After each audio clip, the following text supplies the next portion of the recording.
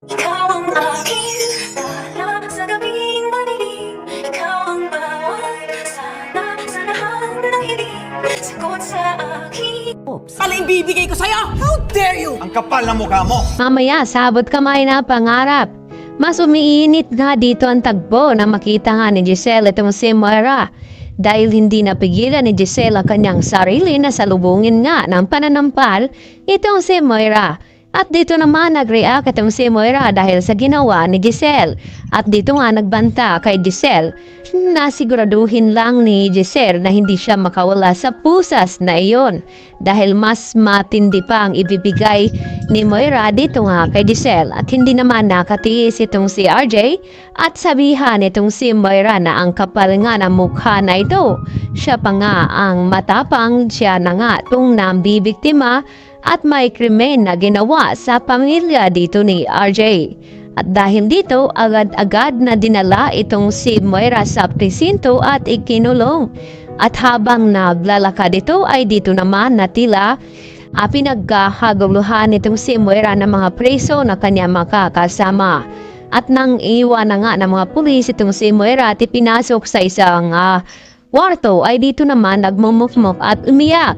At maya-maya dumating si Zoe at dito na humingi ng sorry dito sa kanyang ina.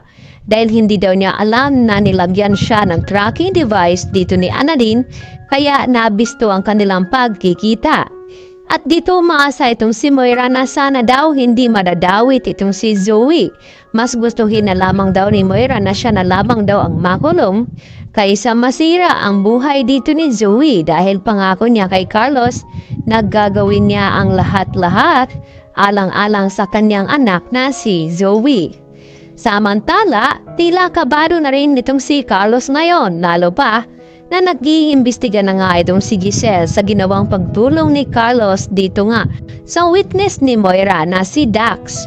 At hindi nga napigilan ni Giselle ang kanyang sarili na puntahan itong attorney na yun nga ay binayaran ni Carlos Benitez. At dahil dito ay magkikita itong dalawa, itong si Giselle at si Carlos. At dito naman na maghihinala ngayon itong si Giselle kung ano ba talaga ang papel ni Carlos sa buhay dito ng witness ni Moira na si Dax at pati na rin kay Moira.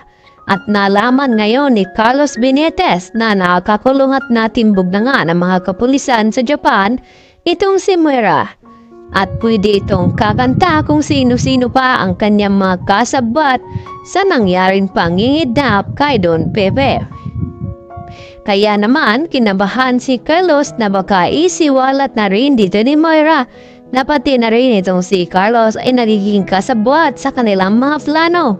At alam na nga nito na itong si Zoe ay hindi niya anak ni RJ at anak ito ni Carlos Benitez.